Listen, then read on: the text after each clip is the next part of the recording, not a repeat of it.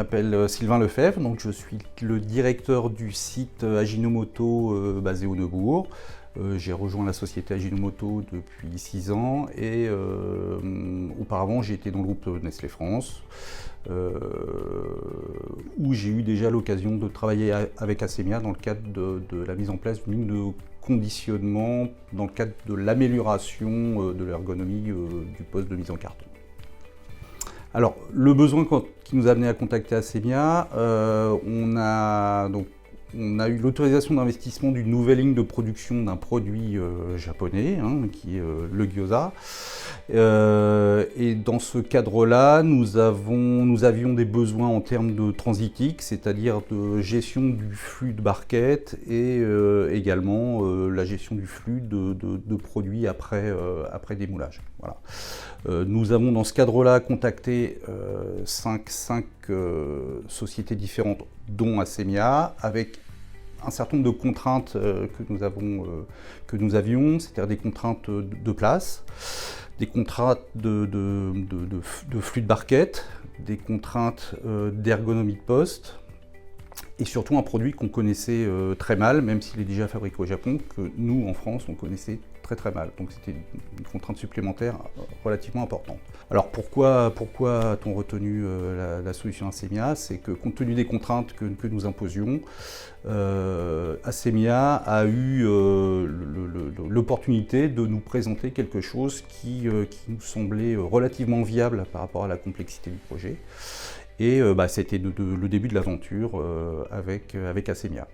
Nous avons donc un four de cuisson. Donc, la première problématique était de gérer un flux de barquettes issu de 6 machines différentes pour les rassembler sur 3 machines avec pas mal d'automatisme.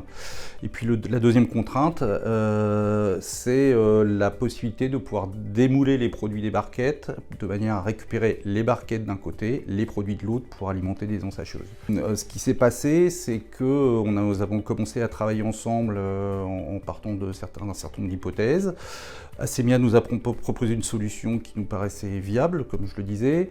De notre côté, nous avons rebondi sur les différentes solutions que proposait Assemia. Et ce qui s'est passé, c'est que ça a été un constant travail entre les équipes d'Assemia et les équipes d'Ajinomoto pour avancer sur ce projet. Donc ça a été relativement bénéfique. Le projeteur d'Assemia nous a proposé quelque chose qui nous semblait plutôt pas mal. Et on a parti de cette idée de départ pour aboutir à la solution finale. On a vraiment travaillé en collaboration avec les équipes d'Assemia pour aboutir à une solution qui nous convenait. Et donc il y a eu cette solution, on va dire, papier dans un premier temps.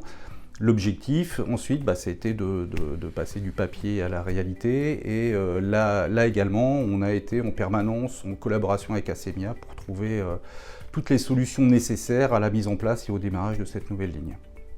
L'accompagnement a été à la fois dès l'initiative du projet, mais a continué sur la partie amélioration, optimisation également des conditions de production. Donc on a toujours eu le support d'Assemia pour pouvoir régler les petits soucis qui se présentaient à nous, optimiser ce qui était optimisable pour arriver à un résultat qui nous satisfait totalement maintenant.